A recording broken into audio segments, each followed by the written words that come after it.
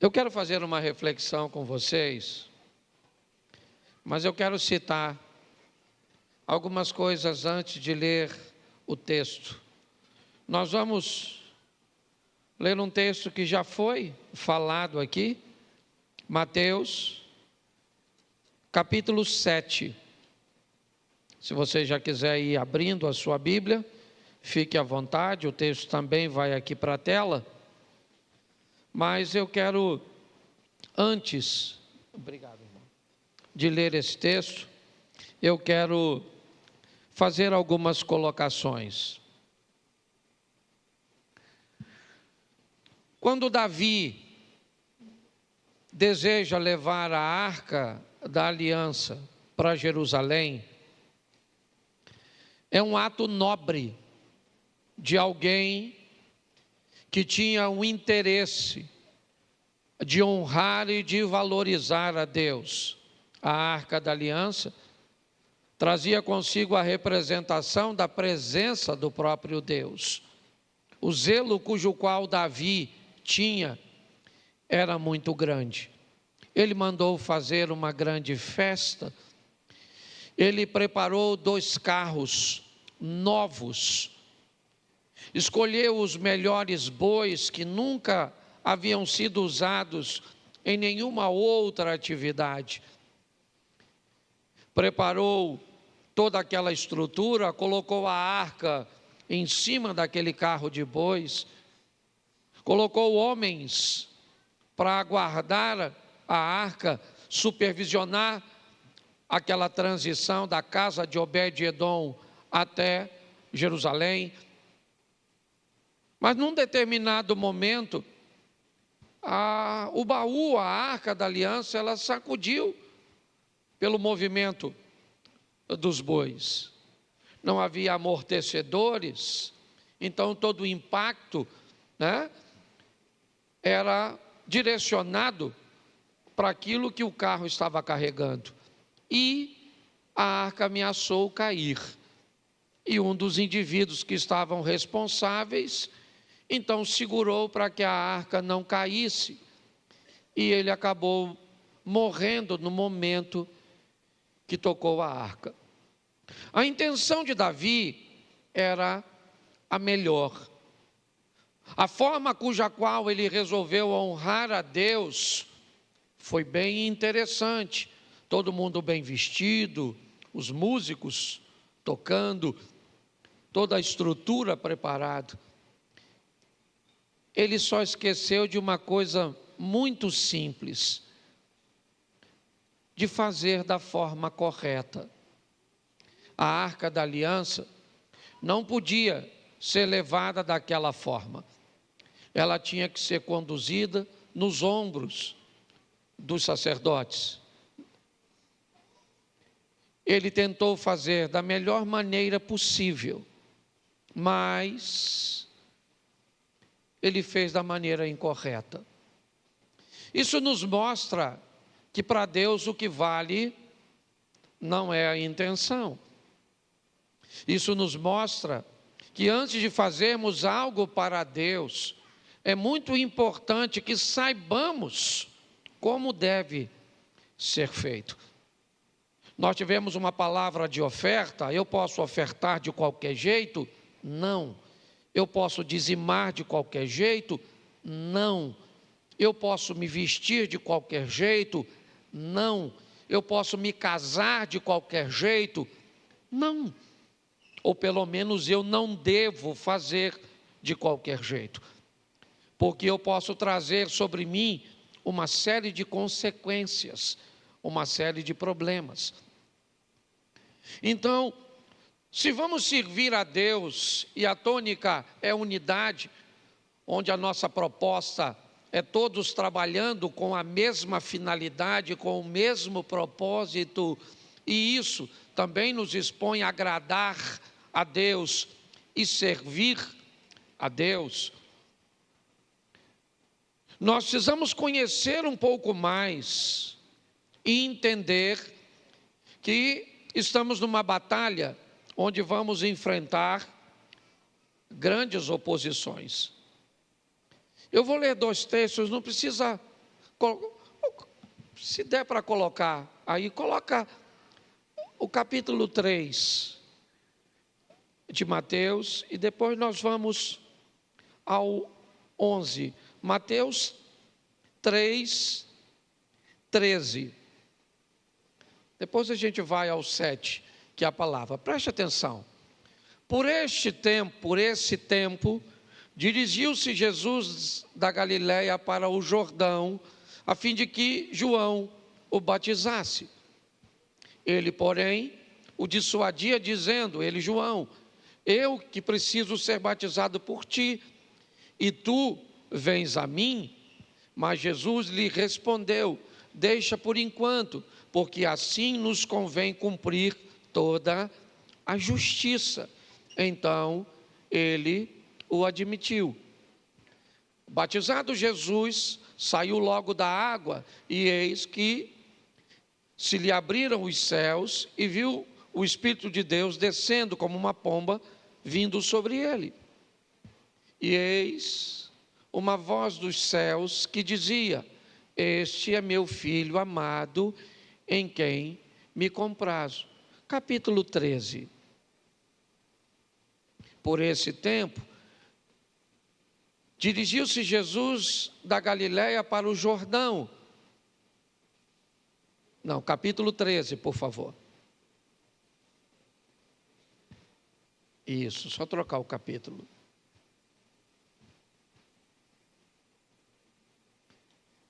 Eu preciso te mostrar isso antes. Tá, deixa eu colocar aqui.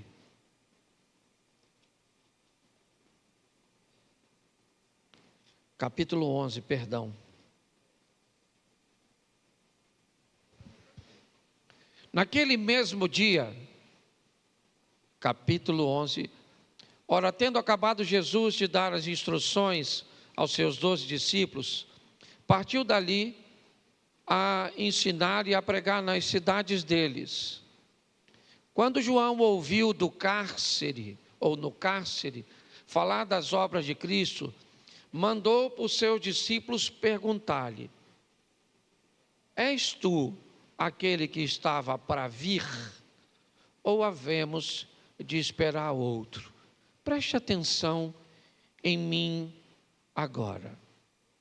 No capítulo 3, João tem a experiência de batizar Jesus.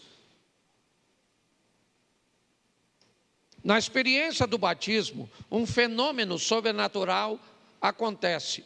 Os céus se abrem, uma pomba desce, uma voz ecoa dizendo, este é o meu Filho amado em quem eu tenho prazer. Sim ou não? 8 capítulos depois, 3, certo? Para 11, 8 capítulos depois, João está preso no cárcere. O momento de João agora não é bom. Herodes vai mandar decapitá-lo. E agora, João manda perguntar algo a Jesus. E o que ele pergunta?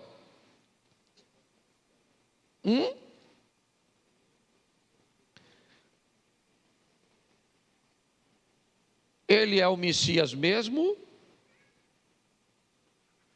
Ou nós devemos esperar outro? O homem que experimentou tudo isso, a diferença de idade entre Jesus e João Batista era apenas 6 meses. Eles eram primos de segundo grau. Isabel era prima de Maria. Quando nós olhamos para isso, vemos um homem que agora não está muito certo, não está muito firme. Ele manda perguntar a Jesus, mas ele ouviu a voz, ele viu a pomba, ele teve a experiência. Mas o momento dele agora não é bom. E ele quer saber se Jesus é o Messias mesmo. Porque me parece que o evangelho e a vida cristã não é para qualquer um. Me parece que a caminhada cristã não é uma prova de velocidade, é uma prova de resistência.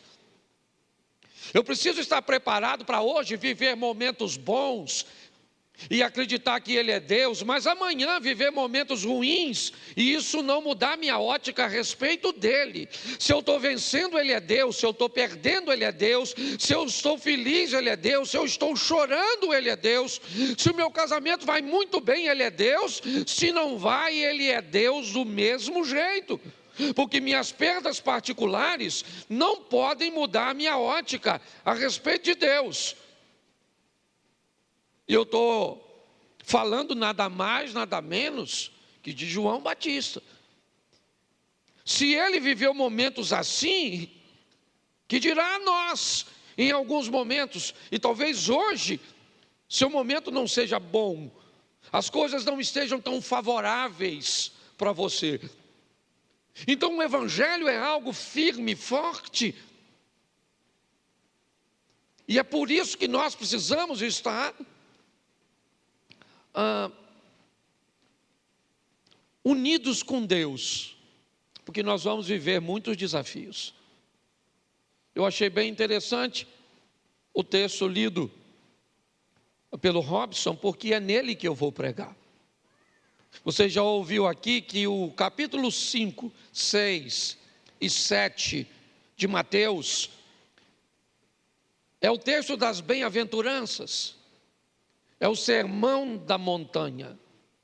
Mas no capítulo 7, Jesus vai fazer algumas colocações para preparar seus ouvintes, porque esse era seu propósito: preparar as pessoas para momentos difíceis, levar seus discípulos a conviver com tempestades e não com calmarias, levar seus discípulos a viver com perseguições, com incompreensões, com abandono, com mentiras, com falsos testemunhos.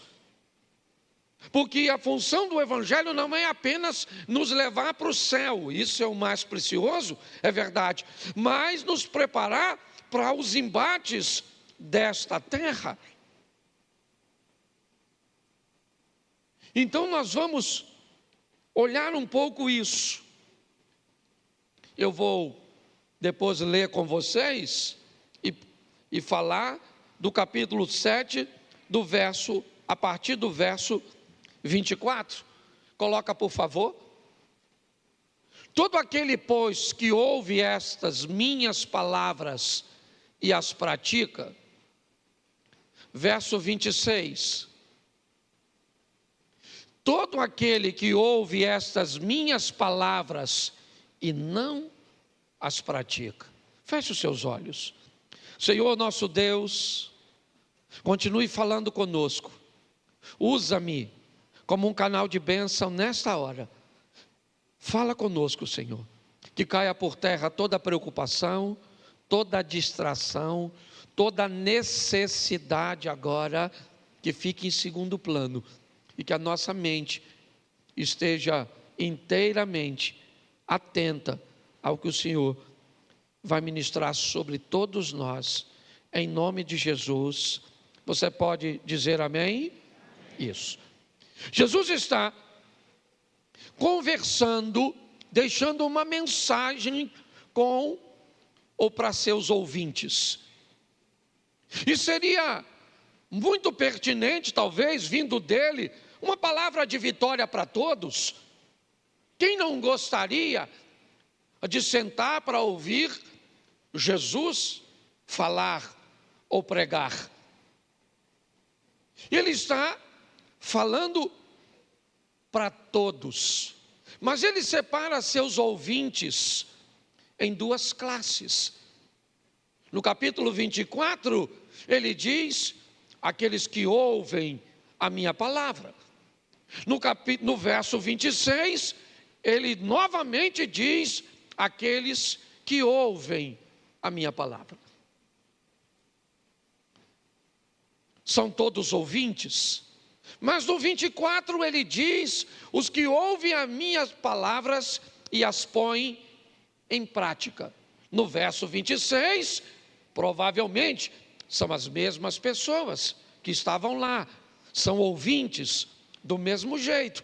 A diferença do verso 26 para o verso 24 é que o grupo do verso 26, eles não praticam. Eles não vão colocar em prática aquilo que ouviram, diferente do grupo do verso 24. Isso inevitavelmente coloca todos no mesmo dia, na mesma hora, debaixo da mesma oportunidade, mas separa os resultados de ambos. O resultado do versículo 26 é diferente do resultado do versículo 24. Isso me indica que hoje aqui podemos ter a mesma coisa, que nos nossos cultos teremos pessoas do verso 24 que ouvem e as praticam, e do verso 26 que também ouvem, mas não pratica. O tempo inteiro no capítulo 7, Jesus está falando de ações diferentes. Se você observar, ele abre o capítulo dizendo: aquele que bate, se abre; aquele que pede, recebe; aquele que busca, acha. Não é isso que está escrito? Sim ou não? Sim ou não? Isso.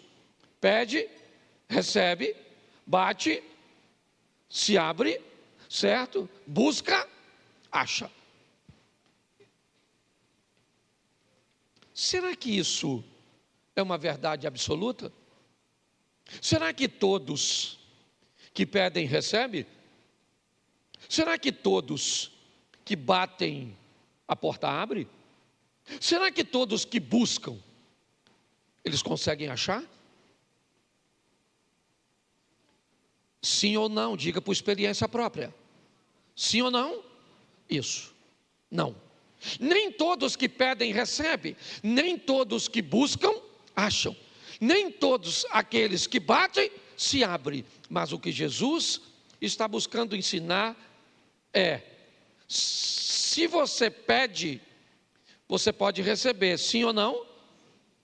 Se você bate, alguém pode abrir, sim ou não? Se você busca, você pode ou não achar, sim ou não? Mas se você não pede, recebe? Se você não busca, acha? Se você não bate, se abre? Então preste atenção. O capítulo 7 vai ser um capítulo direcionado à ação, ao mover, a fazer com que as pessoas, certo, coloquem em prática. Crie um ambiente cujo qual as coisas podem acontecer.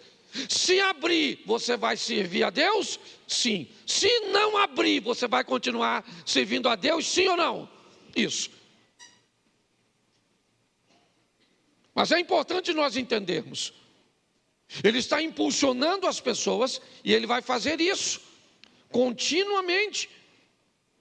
No capítulo 7, ele vai dizer que há duas portas, uma estreita e outra larga. E aí? Ele vai dizer que pessoas vão passar por ambas as partes, ou ambas as portas. Algumas passam pela estreita, um caminho um pouco mais difícil, a outra porta é larga, com poucas restrições, e tem gente passando. A palavra sugere que pela própria porta ser larga, mais acessível, o número de pessoas que passam são maiores, mas é importante entender que tem gente passando pela estreita. O texto o tempo inteiro vai nos mostrar que os ouvintes estão debaixo de decisões. Ele continua dizendo que haveria no meio dele falsos profetas. Se tem falsos profetas, tem profetas verdadeiros e sérios. Algumas pessoas vão ouvir os falsos, outras vão ouvir os verdadeiros, tá certo? E quem é que decide se vai ouvir ou não? Sempre é o ouvinte. Jogar sobre toda a carga de sua necessidade sobre Deus é um equívoco, é errôneo. Isso não é verdadeiro, isso é uma promessa de tolo, dizer que todos vão vencer. O certo é dizer que todos podem vencer. Sim ou não? Agora, se vai vencer ou não, é uma decisão de cada um, e não de Deus. Porque senão eu crio problema. Ele pode fazer? É lógico que ele pode fazer. Lembra quando um homem está tão cansado de experiências negativas? Ele tem um filho que desde novo fica possesso. Um menino que requer de seus pais um alto nível de atenção. Um garoto que não pode ser deixado sozinho, porque suas faculdades mentais, em alguns momentos, elas são capturadas por uma doença ou por Satanás. Eu não vou trazer isso com precisão aqui agora, mas é o menino que precisa sempre de supervisão. Por quê? Porque ora ele se joga no fogo, ora ele se joga na água. Este menino, ele é um menino descompensado. O pai está cansado. Tentou aqui, tentou ali, tentou lá. Um dia ele descobriu que Jesus estava no local, foi para lá para procurar Jesus, mas Jesus não estava, mas seus discípulos estavam. Então ele pega seu menino, apresenta aos discípulos, e os discípulos então vão repreender o demônio sem sucesso. A particularidade do homem se torna um espetáculo. Sua vergonha é algo público agora. O que ele tem? Um menino dando um espetáculo para as pessoas, convulsionando, mexendo, gritando, até que Jesus chega. E quando Jesus chega, Jesus pergunta: o que é que está acontecendo aqui? Que confusão é esta? O homem então se destaca e diz: Senhor, sou eu, trouxe meu garoto. Esse menino tem um espírito imundo, onde quer que o apanha, certo? O lança no fogo, na água, ele arranja os dentes, trinca os dentes. E eu já tentei de tudo. Se o Senhor pode fazer alguma coisa, me ajude. Note que ele está tão cansado de experiências negativas, que ele está diante de quem pode e pergunta: se tu podes. Você chamaria isso de falta de fé? Eu chamo isso de experiências ruins e negativas. Com igrejas, com pastores, com amizades, com negócios, com casamento, com pais, com filhos, com remédios, com terapias. Tem pessoas que tentaram em tanto lugar, que quando vem para a presença de quem resolve, ela está tão cansada, que não é falta de fé, não. Se tivesse falta de fé, ela nem estaria aqui. Reuniu apenas o que sobrou e disse: eu vou para lá sem vontade, eu vou para lá sem jantar, eu vou para lá sem tomar banho, mas eu vou para lá porque eu ainda acredito que Deus pode fazer algo por mim. Olhe bem, quando ele diz: se o Senhor pode fazer alguma coisa por mim, Jesus olha para ele e diz o quê? Eu posso? Sim ou não? O que você acha? O que ele disse? Me ajude aí, mesmo você que não conhece o texto. Você acha que diante de tudo isso, Jesus disse: claro, meu filho, eu posso. Quem acha, levanta a mão. Isso. Jesus olhou para ele e falou assim: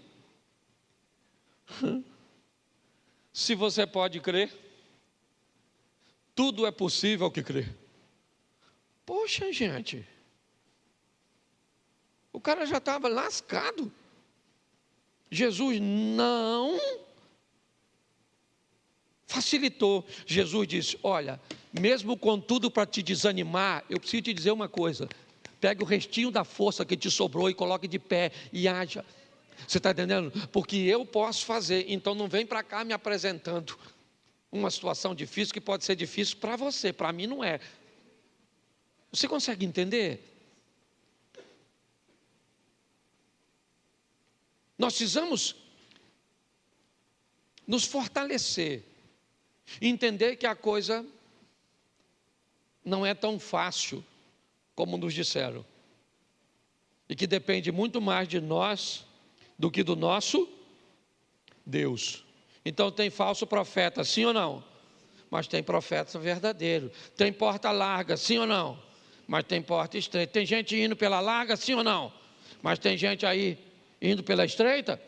Tem gente batendo? E tem gente que não bate? Tem gente que faz e tem gente que não faz. Você precisa definir que grupo você vai fazer parte. E agora sim eu quero começar a pregar.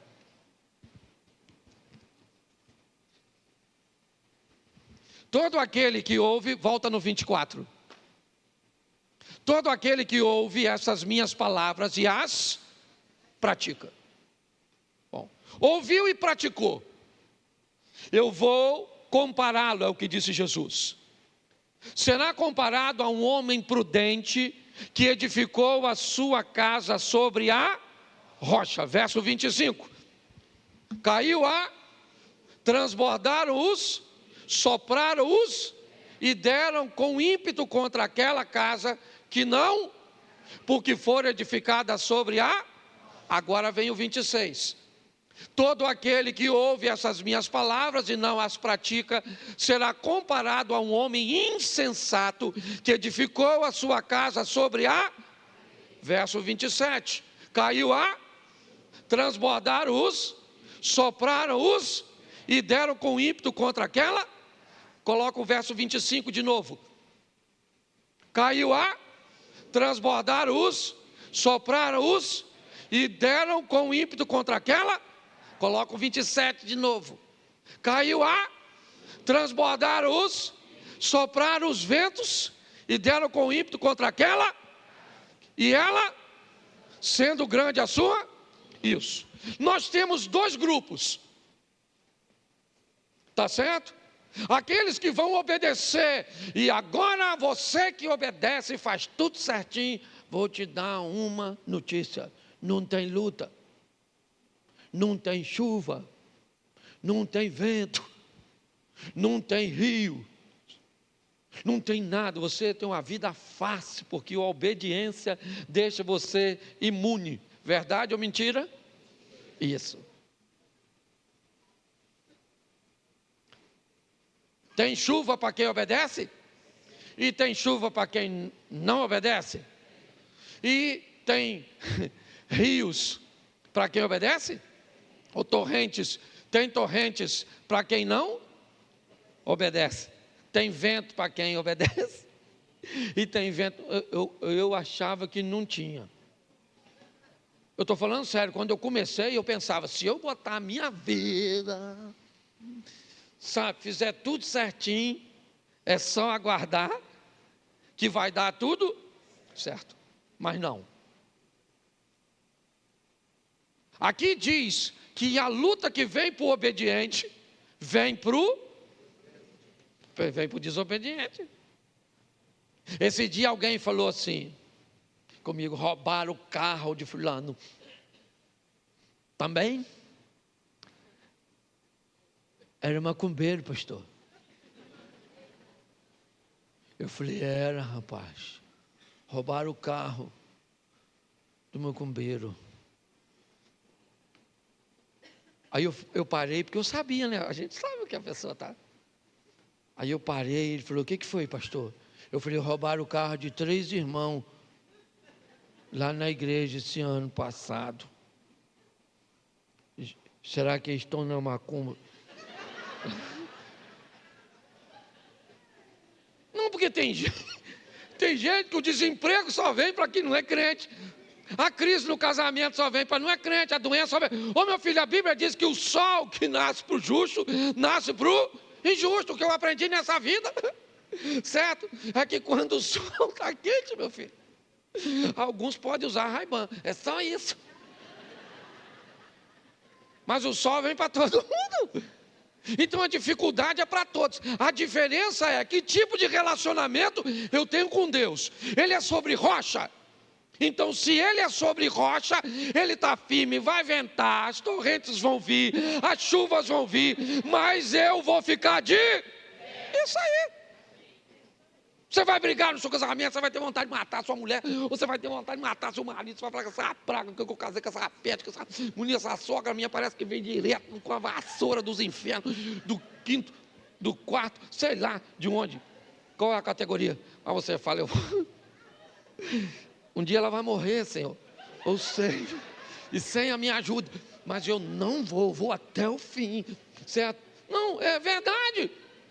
Tem dia que dá vontade de você fazer tanta coisa. Tem dia que dá vontade de você desistir mesmo não tendo nada. A vida é engraçada. Entende? Porque é assim que funciona. Você é gente. E pode orar, botar o joelho, a boca no chão, a língua no pó. Pode botar tudo que a luta vai vir para tu. Se Jesus, a luta veio para ele. E ele conversou com Deus. Olha bem, não sei nem como é que é isso. Eu não sei, tem coisa que tem texto bíblico que eu não consigo entender. Certo? Né? Aquela mulher de Marcos 7, 24, que a filha dela estava possessa. E Jesus chamou ela de cachorro, lembra? Ela falou, Senhor, o Senhor não podia libertar minha filha? Ele falou, eu não vim aqui para os cachorros. Eu imagino se fossem os irmãos aqui da igreja. Tinha saído da igreja de Jesus. Não quero mais o Senhor como pastor. Certo? Jesus endureceu para ela, sim ou não? Mas estava dando uma lição em quem? Nos discípulos. Escute o que eu vou falar com ela e veja que essa mulher não vai embora, porque ela tem algo mais precioso. A filha que precisa de um milagre em casa. Você está entendendo? Porque o evangelho é para gente resistente, meu filho. Você vai ouvir muita coisa aqui que não gosta. Tem muita coisa na sua vida que vai dar errado. E não está feliz, vá para o inferno. Só tem 2 caminhos. Não estou mandando você ir não, só estou fazendo uma... Lógico, sou pastor, quero que você vá para o céu. Mas tem uma turma que não vai, a gente fala, vai. Esse dia o cara falou, pastor, ele falou mesmo comigo. Eu tenho que ir para o inferno mesmo, que eu sou mau. Falei, meu filho, os cargos de mal no inferno já está tudo preenchido. Você lá vai ser a Cinderela. Falei com ele. Então, aprenda uma coisa nessa vida, meu irmão. 1000 cairão ao teu, 10.000 cairão à sua, mas você vai ficar de pé. E não é porque a vida para você é fácil, não. É porque você está ao lado do Senhor. A vara e o cajado do Senhor é o que te sustenta. Então Jesus está explicando isso aqui, certo? Quem obedece, escuta as palavras, vem a chuva, vem os rios e vem os ventos. Sim ou não? E para quem não obedece também vem do mesmo jeito. A diferença é que a casa que está sobre a rocha se mantém de isso. O que indica que na luta a diferença não está no inimigo, mas sim na estrutura do indivíduo que está batalhando, que está pelejando. Entendeu? Então, o diabo, ele vai usar as armas dele, certo? E se tem uma coisa que o diabo sabe fazer é trabalhar. Trabalha bem. Só que eu comecei a me perguntar, que rocha era essa? Aliás, alguém sabe me dizer o que é a areia? Quando as ondas batem nas rochas, elas tiram das rochas fragmentos. Esses fragmentos minúsculos de rocha formam o quê? Isso. Então preste atenção, quem vai construir sobre o mesmo material. A fé. A diferença é que a fé é sólida, para alguns firme, estruturada, e para outros nem tanto. Ela é fragmentada. Dizer que você está aqui e não tem fé, eu estaria brincando com você. Não pode, todo mundo que está aqui tem fé. A densidade dessa fé que você tem é que talvez não seja tão firme para você parar de fumar, para você parar de beber, para você parar de se prostituir, para você parar de mentir. Talvez a sua fé, a fé que você tenha, ela não seja tão, densa ou intensa, a ponto de que você consiga resultados mais satisfatórios. E pelo que eu entendi, aqui, isso depende muito mais de nós do que de Deus. Porque no que depender de Deus eu não vou ganhar. No que depender de Deus eu já ganhei. Amém? Isso. Agora, isso depende de mim. É assim que funciona. Eu não consigo mudar meu comportamento, eu não consigo esquecer isso, eu não consigo esquecer aquilo. Então eu preciso entender que nós estamos nessa batalha. E se eu quero vencer, eu preciso me fortalecer. É isso. Então a primeira coisa que eu preciso fazer é me preparar para os momentos difíceis, desafiadores, que é onde normalmente é o campo onde Satanás vai usar com mais força para tentar afetar a nossa fé. Então tudo aquilo que eu vou fazer, eu preciso construir em solo firme. Eu vou destacar algumas coisas para vocês aqui que eu considero importante em todos os relacionamentos. Número 1, quer criar um ambiente para construir em cima de uma rocha? Crie um alinhamento de expectativas. Repita comigo, alinhamento de expectativas. Isso. Eu preciso alinhar minhas expectativas. Quais são as minhas expectativas para com Deus? Desalinhada? Todas as expectativas não correspondidas têm tendência a gerar algum tipo de frustração. Se você não faz um alinhamento de expectativas com Deus, você pode entrar para a igreja e não conseguir ficar muito tempo, porque suas expectativas não estão alinhadas. Monte uma sociedade sem um alinhamento de expectativa. O que você quer desse negócio? Quanto você quer desse negócio? Qual tempo você precisa para tirar o que você criou a expectativa? Esse relacionamento de namoro seu, você faz um alinhamento de expectativas? Se você não fizer um alinhamento de expectativas, você está construindo estrutura sobre areia. Não tem base para sustentar os desafios.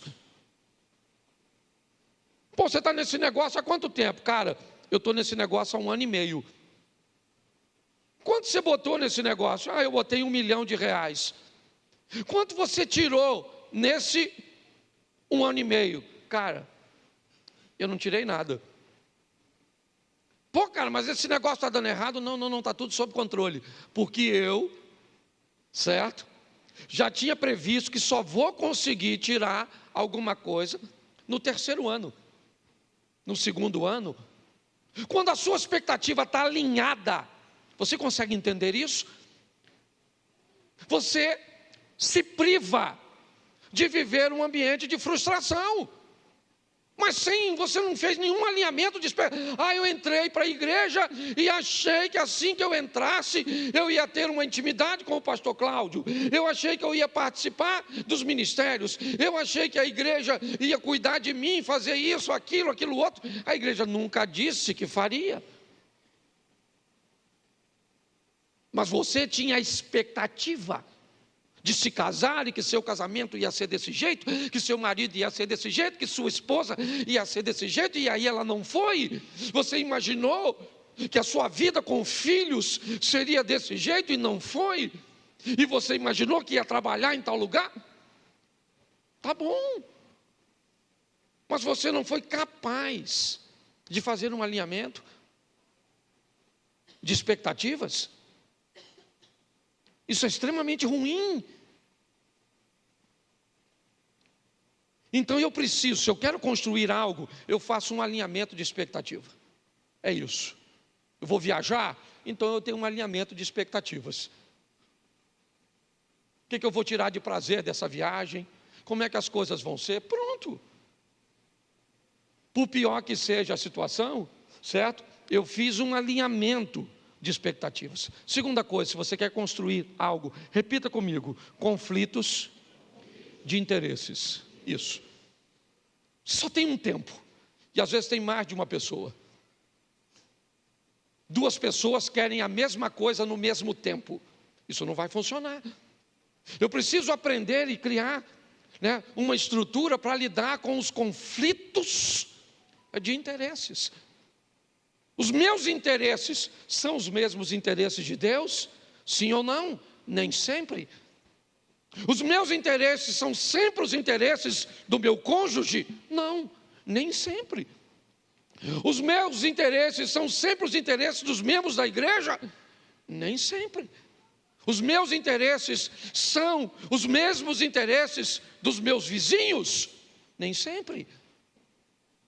Então, como é que eu sobrevivo a um conflito de interesses? Se eu não aprender a lidar com isso, eu vou ter sérios problemas. Eu não vou ter amigos, eu não vou me dar bem com vizinhos, eu não vou me dar bem com amigos de trabalho, eu não vou me dar bem com meus filhos, com meus parentes, eu não vou me dar bem com ninguém, porque eu não sei lidar com conflitos de interesses. Eu quero viver bem e ter uma estrutura firme. Aprenda a lidar com resíduos, gestão de resíduos.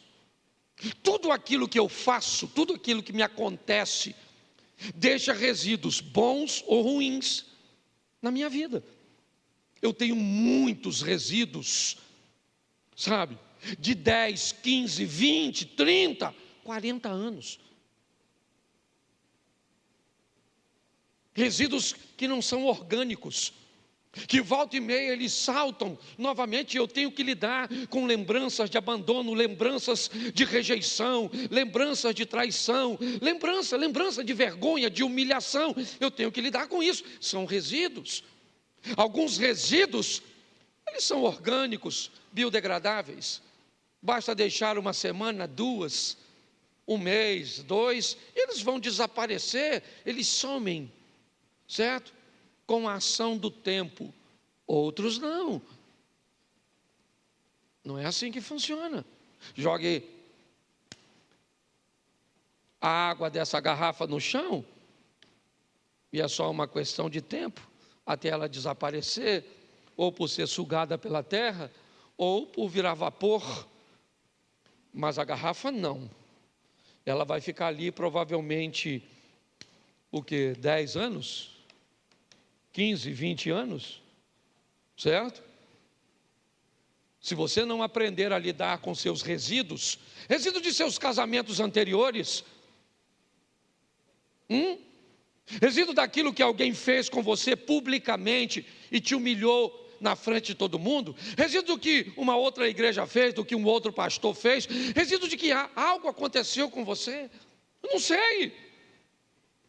Mas se você quer viver uma vida firme, descubra que tudo que você vive deixa em você resíduos. E alguns são bem desagradáveis e ruins, que podem se manifestar com comportamentos que você odeia, mas não consegue controlar. Por quê? Porque não sabe gerir resíduos. Jesus não tinha problema com isso. Ele sabia que Judas ia o trair. Nem por isso o proibiu de sentar à mesa. O baniu de sentar numa posição de honra. E Jesus chama Judas de amigo e chama Pedro de Satanás. Jesus morava na casa da sogra de Pedro em Cafarnaum e chamou Pedro de Satanás. E chamou Judas de amigo, porque para Jesus, Judas, quando o traiu, o aproximou de seu propósito. Pedro, quando o repreendeu, o afastou de seu propósito. E Jesus está dizendo: todo aquele que me aproxima do meu propósito não é meu inimigo, é meu amigo, mesmo que não me faça coisas aparentemente muito boas. Eu preciso ser forte para entender isso. Às vezes você vai ter que viver ou que conviver com pessoas que fizeram coisas para você que não são agradáveis, principalmente de efeito imediato. Eu preciso, se eu quero viver uma vida firme, eu preciso ter um alinhamento de expectativas, eu preciso aprender a lidar com o conflito de interesse, eu preciso ter gestão de resíduos, eu preciso aprender quais são meus direitos e quais são meus deveres. Eu tenho direitos como pastor, mas eu tenho deveres. Eu tenho direitos como marido, mas eu tenho deveres. Eu tenho direitos como pai, mas eu tenho deveres. Meu filho mais novo tem 30 anos. Felipe está no sul fazendo um curso. Mas ele mora na minha casa. E se passar de meia-noite, eu ligo. Ligo falando com um homem, obviamente. E aí, filhão, tudo bem? Não chegou até agora, o que houve? Está por onde? Está tudo certo? Mas é meu direito. Mora na minha casa, come do meu feijão. Eu sou dessa época. Direitos e deveres. Você sabe o seu direito como esposa? Mas você sabe o seu dever como esposa? Você sabe o seu direito como pais? Mas você sabe quais são os deveres como pais? Seu filho é pequenininho, ele sabe o que é direito e dever? Ou ele só sabe o que é direito e não sabe o que é dever? É isso? É assim que funciona? Então você não estabelece para seu filho nada de deveres, certo? Ele não sabe nada sobre respeito ao próximo, ele não sabe nada de protocolo, certo? De convivência em ambiente coletivo, ele não sabe nada sobre relacionamento interpessoal. E se você traz seu filho para um ambiente público e ele se comporta mal, e alguém chama a atenção dele, você entra em cena. Como é que as coisas funcionam? Eu preciso entender isso. Porque quando eu sei direito e dever, eu estou firme na rocha. Eu entendo sobre gestão de resíduos, está bom. Então está certo. Eu preciso lidar com isso. Aprender a lidar com isso. Eu não sei se eu já falei isso aqui. Se eu falei, você vai ouvir de novo.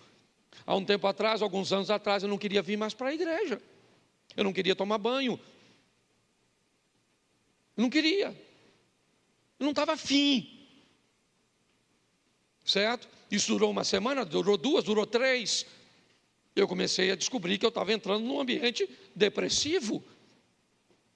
Nós temos uma amiga, ela é psicóloga, um amigo, o marido dela é psiquiatra, é psicanalista, certo? E a Mary ligou e pediu socorro. Ele falou: venha para cá. Os dois vieram para o sítio. E aí ela me fez uma pergunta: me conta a sua história, pastor. E eu comecei a contar a minha história. Minha mãe ficou grávida com 14 anos, e aquela coisa toda, e aquilo, e eu fui me dado por uma família, eu fui dado para outra, eu fui dado para isso, e vi aquilo todo, e mudava daqui, mudava para lá, mudava. E aí, depois que eu contei minha história toda, ela me disse que eu tinha um problema com abandono, com rejeição. E que agora, como pastor de uma igreja, todas as vezes que alguém saía da igreja, eu sentia, ativava o gatilho do abandono e da rejeição. Quando alguém ia embora, não interessa por que fosse, saía da igreja, eu sentia rejeitado pela pessoa, eu me sentia, então aquela dor vinha. E como é que um pastor, se igreja todo dia chega gente, todo dia vai gente embora? E aí eu descobri que eu tinha um problema com gerenciamento de resíduos, uma coisa lá do meu passado. Entendeu? Me fez ter um relacionamento com Deus, principalmente, muito instável. Naquela situação, vocês que lidam com isso, sabem. Tem dia que você levanta e quer até morrer. E não pensa que isso é coisa de quem tem demônio, não, porque o profeta Elias não tinha, não, viu? O profeta Elias era assim com Deus, ó. Matou 450 profetas, ainda tinha mais uns 400 de Azera. O cara era fera, matou e pedia para cair fogo do céu. O cara era fantástico. Sabe o que aconteceu? Uma mulher ameaçou ele, falou: amanhã eu mato você, Elias. O cara que matou 450 homens, maluco, chefe de grupo de extermínio, vai ter medo de uma mulher? Sim ou não? Sim. Sim. Saiu correndo da mulher, da Jezabel. Correu, entrou numa caverninha e falou: Senhor, Jezabel quer me matar. Eu quero morrer. Ele queria morrer? É lógico que não, porque Jezabel estava a fim de matar ele. Se ele quisesse morrer, voltava lá, Jezabel matava, Deus terceirizava o serviço e estava tudo certo. Ele queria morrer, sim ou não? Mas pediu para morrer? Mas queria? Mas pediu? Igual nós. De vez em quando que a vida está ruim, você fala: Senhor, eu podia voltar hoje. O que você está pedindo? Para morrer? Que ele não vai voltar hoje, que ele tem que salvar um montão de gente. Então você não é Mulher Maravilha não, dona. Nem corpo a senhora tem para isso. Tá certo? Então a chapa é quente, o bagulho é doido. Eu falo aqui, nós somos carioca, se cair, cai atirando, mas vamos embora. Entende? Porque a vida é desafiadora, então você tem que aprender a lidar com isso. Gerenciamento de crise. Tem gente que não sabe. Eu sou da geração X, né? Que agora tem letrinha para botar na geração.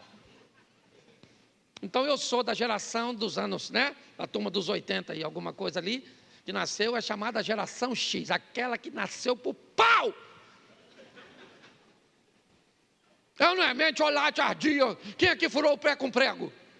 É isso aí, tudo tem mais de 30 e pouco. É isso aí, hoje prego não fura mais. Não fura mais. Ou seja, você já viu hoje alguém com tétano? Não tem mais, mentiolate não arde. Não tem mais nada, não tem. Certo? Pode olhar. Ok? Seu pai falava: levanta, vagabundo. Vamos embora trabalhar. Chamava você o quê? Se você fala gordinho, rolho de poço, chupeta de baleia. Chamava tudo na escola, sim ou não? Testa de marquise. Chamava ou não chamava? E você tinha algum problema com isso? Nada. Tinha nada. A turma firme, forte. Não é? Aí veio aí a geração milênio, a geração Y. Porque agora tudo tem letrinha. Essa geração não grita com eles, não manda eles fazer nada, que eles se aborrecem com tudo. Me deixa. Não me sufoca. Por isso que eu quero sumir. Falava com sua mãe. Quem aqui tem mais de 40 e lembra da sua mãe chorando, perguntando para você assim, ó: você me ama? Você lembra da sua mãe falando isso para você? Sua mãe falava: se você me ama, eu não quero saber. Você que me respeita, que eu desço o cacete em você. Chamava o conselho tutelar, ela falava: eu bato no conselho tutelar, no Alexandre de Moraes, no Maduro, no Verde, eu bato em todo mundo, no líder do Hamas. Para pensar. E nós somos pastor, estamos vivendo com essa turma toda. Esse grupo aí, eles, se você pressionar, eles não fazem. E se você não pressionar, aí é que não faz mesmo. Aí é que não faz mesmo. Mas tem uma pior, que é essa tal dizer. Pastor, o que é isso? Isso aí é gelatina. Eu não sei nem o que eles são. Aí como é que vai ser crente? Não pode levar um fora de uma menina.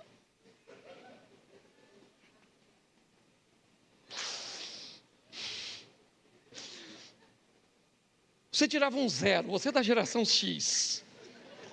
Se você tirava 0, você era o quê? Burro.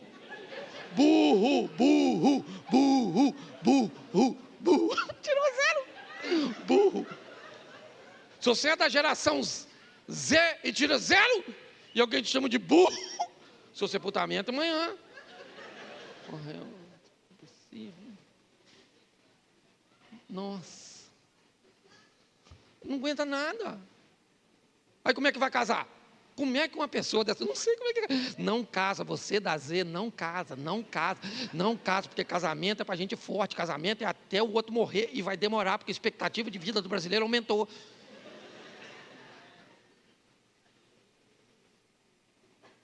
Eu estou falando sério. Um povo fraco, não pode falar nada, não pode nada, não pode nada. Agora maratona, vai ter que ter uma pessoa fortinha, gordinha, correndo maratona. Eu fico pensando o que os quenianos vão fazer da vida, que a única coisa que eles sabem é correr. E não pode mais chegar na frente dos outros, que é humilhação. O futebol acabou, que você der 2 dribles, leva cartão amarelo. Porque o outro, o adversário, se sente ofendido. Nossa, vai para casa. Pelo amor de Deus. Então, se a gente não fizer alguma coisa, esse povo vai para o inferno. E tem lugar, hein? Jesus disse, na casa do meu pai tem muitas moradas, e no inferno também tem uns barraquinhos. Não é morada não, é uns barracos. Você está rindo, mas o assunto é difícil. Então nós temos que preparar a pessoa forte. Cadê o Satanás? Tem gente que diz assim, pastor, não vou nem mais naquela igreja, porque o pastor fica falando no nome do diabo, que o diabo vem. Menino, não precisa chamar não, ele vem, precisa chamar mesmo. Que ele é sem educação. Vem na sua sogra, vem nos seus filhos. Eles vêm tudo. Alguns full time, outros freelance, mas ele vem, tá certo? Então nós precisamos de gente forte. É isso aí, certo? Gente que constrói a casa em cima da... E vem vento, e vem rio, e vem chuva, e vai vir. E quanto mais você resiste, parece que mais forte o troço vem. E você? Você está lá. Lutando. Parece um lutador de MMA. Todo dia. Não sei para você, mas luta comigo, levando de manhã, eles pegam a senha. Parece a frente da casa dos políticos. Fica lá aquele montão de luta para... Então você pensa que eu tenho esse bom humor, assim que é, eu tenho que ter aqui, porque é meu ministério, mas tem dia que eu saio daqui. Nem o diabo tinha farinha, porque tem dia que se o inimigo aparecer lá em casa, é eu que entro nele. Então é difícil, porque agora você está aqui, já você está indo embora, vai dormir sozinho. Nem lembro, mas estou sozinho. Que rapaz?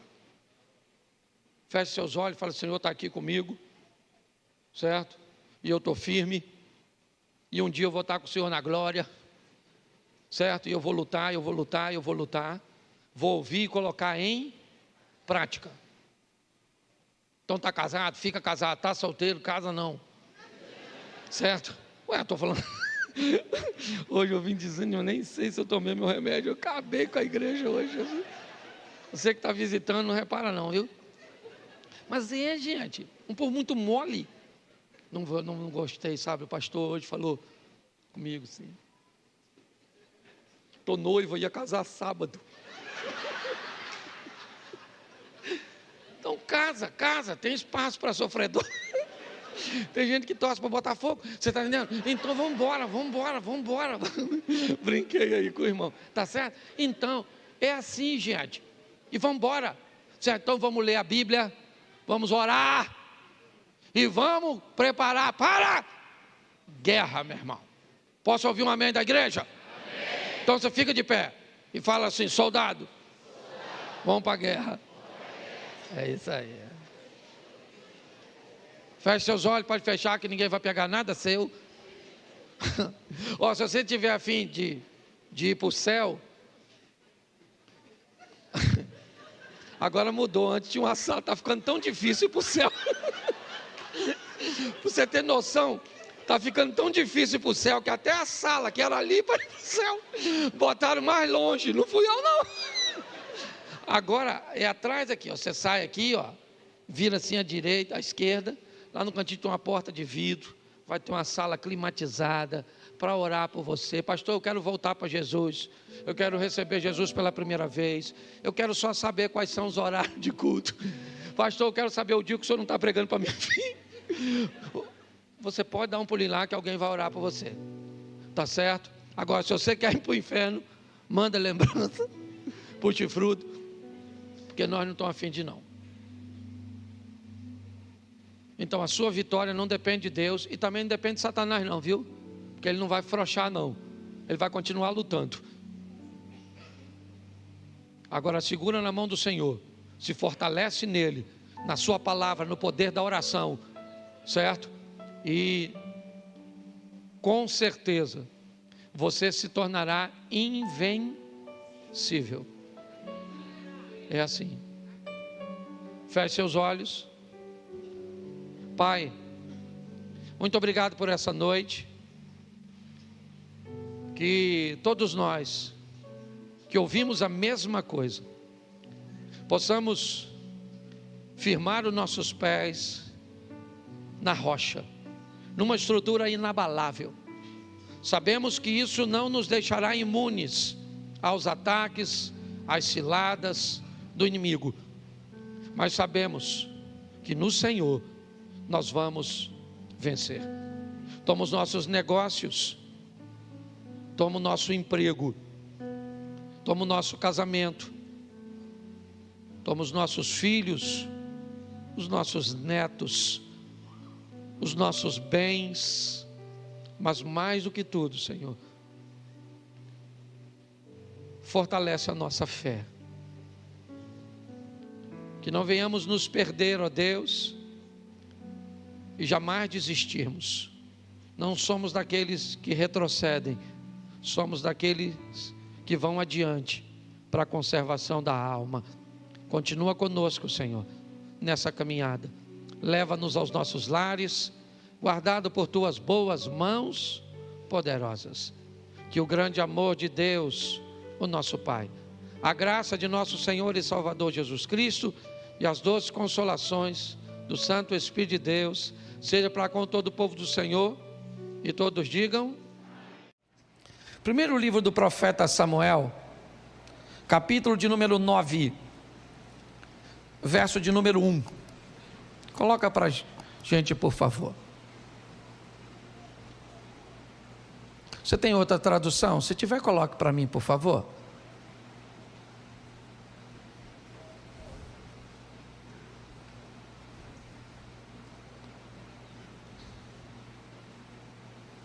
Eu vou ficar com a outra. Tradução bíblica é um negócio. Coloca a outra, isso, deixa essa aqui.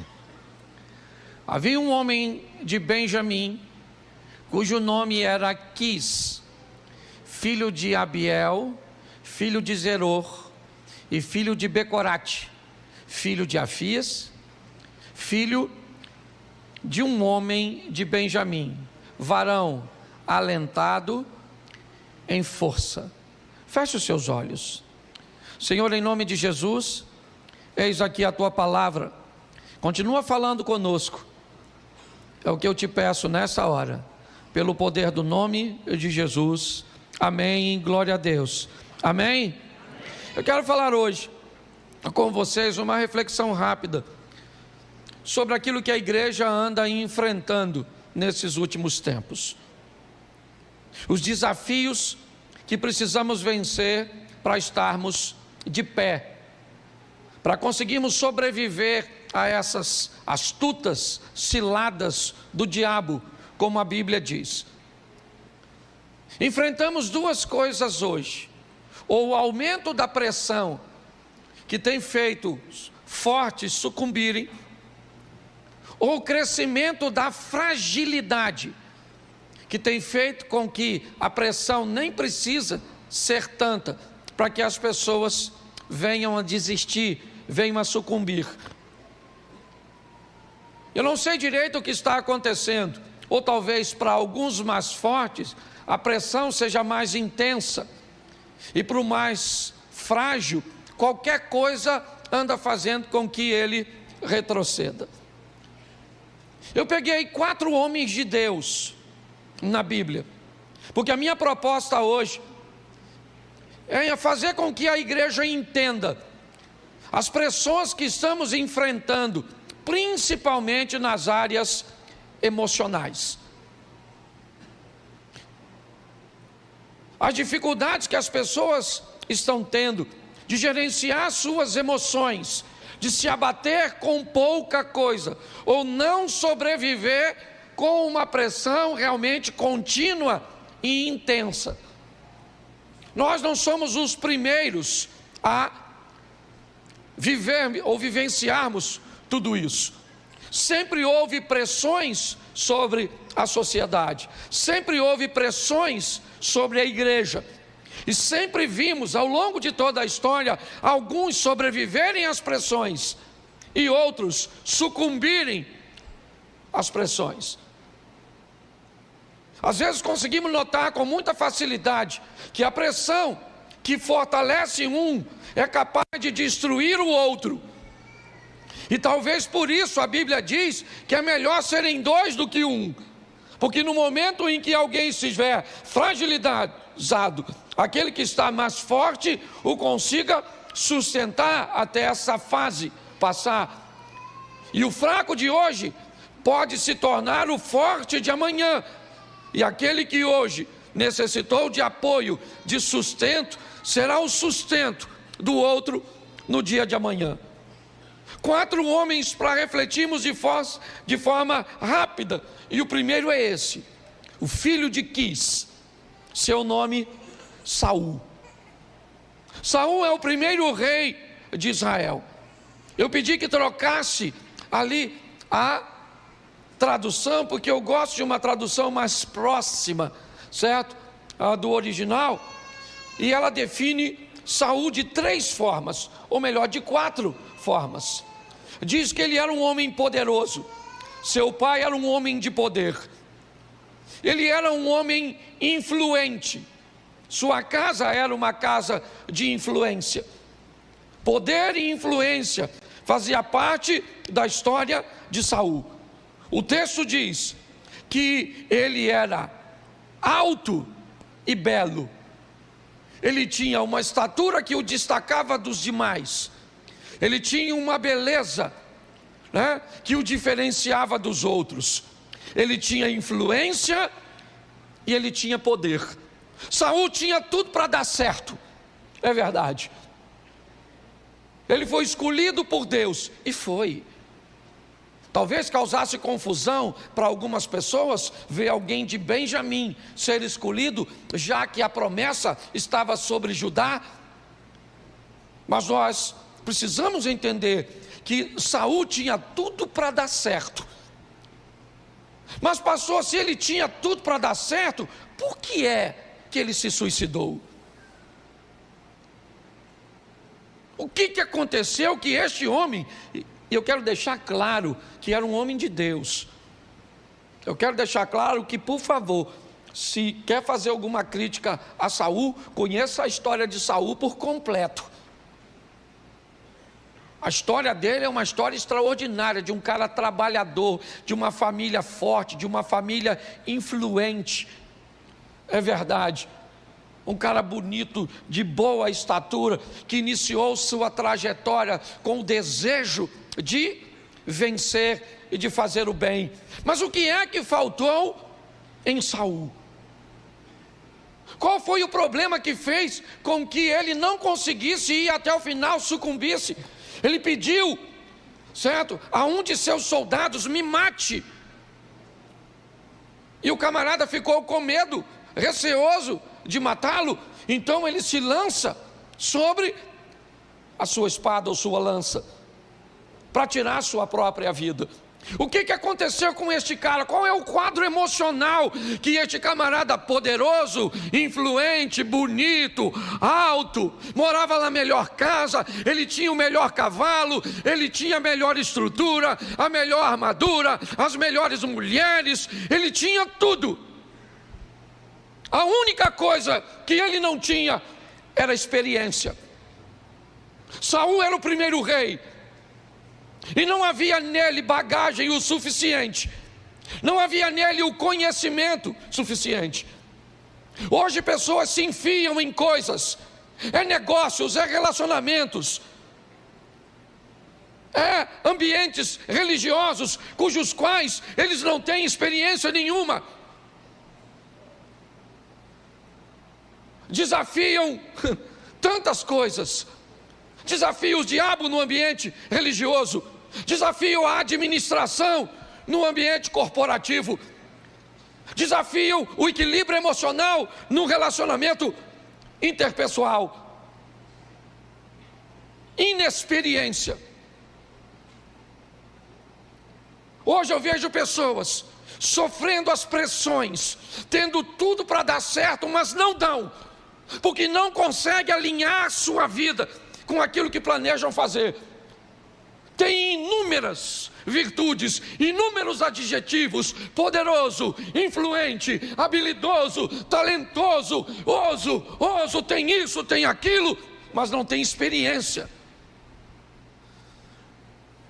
Se tem uma coisa que o diabo vai usar contra você, é a sua inexperiência. Não brinque com isso. As pressões todos nós vamos sofrer. Saul agora está pressionado, é verdade. Por quê? Nunca houve rei em Israel. Ele nem tem culpa, gente. É só você conhecer a história. Você sabe por que Saul se tornou rei? Sabe por quê? Porque Samuel não treinou bem seus filhos. Se você conhece um pouco de Bíblia, você sabe que os filhos de Samuel não seguiram seus passos, e que o povo via Samuel velho e dizia: nós não queremos seus filhos como nossos juízes, nós queremos um rei. Eles só fizeram errado, ao invés de pedir uma solução para Deus, pediram para Samuel. É só isso que o povo tem, certo? Por causa de uma inexperiência também do povo, que não sabia como lidar com toda aquela situação. A inexperiência sempre faz com que o nível de sofrimento se intensifique. Não é maldade, é falta de habilidade, e muitas vezes falta de coragem para pedir ajuda ou informação a quem o tem. A Bíblia diz que a sabedoria está na multidão dos conselhos. Na multidão dos conselhos está a sabedoria. Hoje eu vejo pessoas amargando sofrimentos, decepcionadas, cheia de virtudes, cheia de adjetivos, certo, que deveriam fazer delas vencedoras, mas não vence, cara. Vive um ciclo, sabe? Parece um looping. Vai dando certo, vai dando certo, vai dando certo, vai dando certo. Deu errado. Vai dando certo, errado. Parece que vai, mas não vai. Eu disse para vocês e pedi oração aqui, mas hoje, quando eu levantei e vi, e que pediram de mim um posicionamento, eu não sabia o que fazer. E por não saber o que fazer, eu não fiz nada.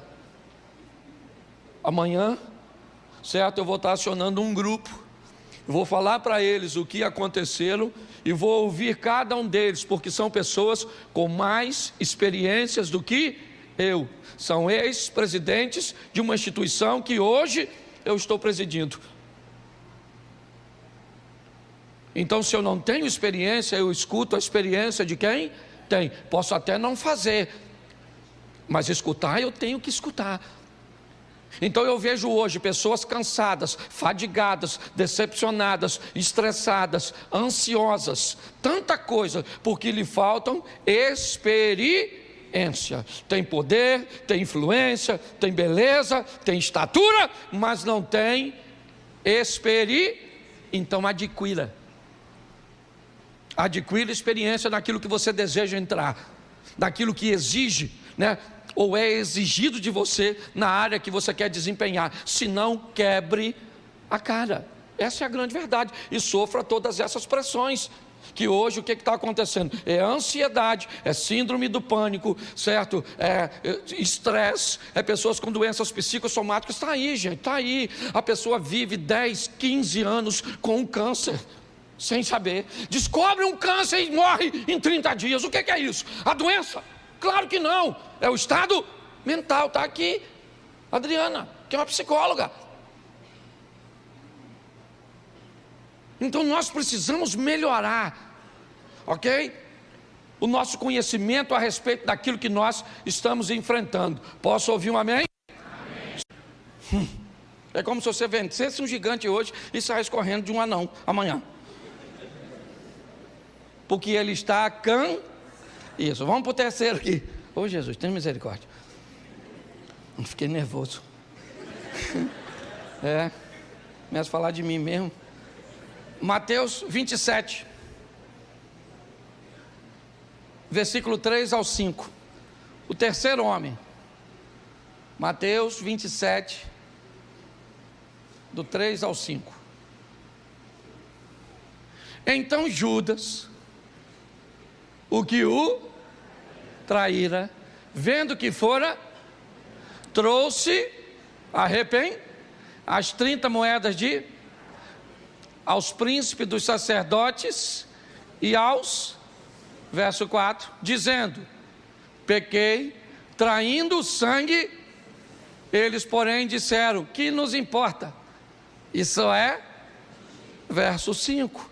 E ele, atirando para o templo as moedas de prata, retirou-se e foi. Mais outro suicida. Agora o Judas. Era um homem de Deus, sim ou não? Sim ou não? Claro. Qualidades do Judas. Ele tinha proximidade. Ele era próximo e confiável. Por que ele era confiável? Porque ele era o tesoureiro dos discípulos. A bolsa ficava com ele. Os recursos. Lembra quando aquela mulher derrama o perfume puro? Quem questiona é Judas, dizendo: olha, se fosse vendido, isso poderia ser empregado no auxílio aos pobres. E aí eu não sei se é João, não sei quem fala, que ainda diz: mas ele fazia isso não é porque estava pensando nos pobres, é porque apanhava o dinheiro da bolsa. Se ele merecia ou não a confiança, não é o que eu quero dizer. Eu só quero dizer que ele tinha proximidade. Jesus deixava ele sentar mais próximo. Jesus dava a ele, olha só, ele era um homem de Deus com proximidade e com confiança. O que fez Judas então se perder? Confusão, obscuridade. Judas não entendeu as informações. Não. Ele não entendia direito. A maioria do povo achava que o Messias seria um revolucionário, alguém que viria para impulsionar o povo a vencer através da espada, da guerra, a sair do domínio de Roma. Preste atenção. O que fez com que Judas caminhasse para um nível emocional tão ruim, capaz a ponto de enforcar-se, foi o que fez por causa da confusão. Informações. Já ouviu a palavra? Cada dia aparece uma palavra nova nesse vocabulário tão vasto, certo? a da língua portuguesa. Já ouviu falar em infodemia? Infodemia é uma palavra nova, é verdade, que tem por tradução pandemia de informação. É um ambiente, onde as informações são tantas, num período tão curto, que elas não conseguem ser assimiladas e sequer, muitas vezes, colocadas à prova, para se saber se é verdade. Isso está adoecendo as pessoas. Adoecendo. As pessoas estão ficando confusas mediante a isso, e isso anda causando um estresse muito grande. Em todo momento estão dizendo, que vai acontecer isso, que vai acontecer aquilo, que fulano é bom, que fulano é ruim, que a esquerda é isso, que a direita é aquilo, que o Bolsonaro é desse jeito, que o Lula é aquilo, que nós não vamos fazer isso, vamos fazer aquilo outro, que isso, que tem déficit, que tem superávit, que tem que isso, e que tem que fazer isso, que vai acabar com isso, que não pode fazer aquilo outro, e nós não sabemos mais o que. Nós estamos tão confusos. Há uma confusão tão grande que ela está gerando um nível de estresse altíssimo. Foi essa confusão, apesar de proximidade e confiança que esse homem de Deus tinha, ele não conseguiu entender, ele está confuso, com 30 moedas de prata na mão, que agora não fazem nenhum sentido para ele, porque uma confusão mental fez com que ele tomasse uma decisão que agora ele não tem mais como consertar. Ele está levando as moedas e dizendo para aqueles homens: solte Jesus e tome as moedas. Eles dizem: cara, ninguém quer conversa com você não. E a confusão fez com que ele tomasse uma decisão, mas muito errada. Muito errada. Tem profecia para sustentar isso? Tem. É verdade.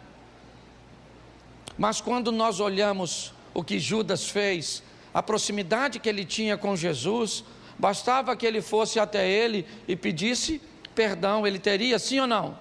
Sim ou não? Mas era muita confusão para uma cabeça só.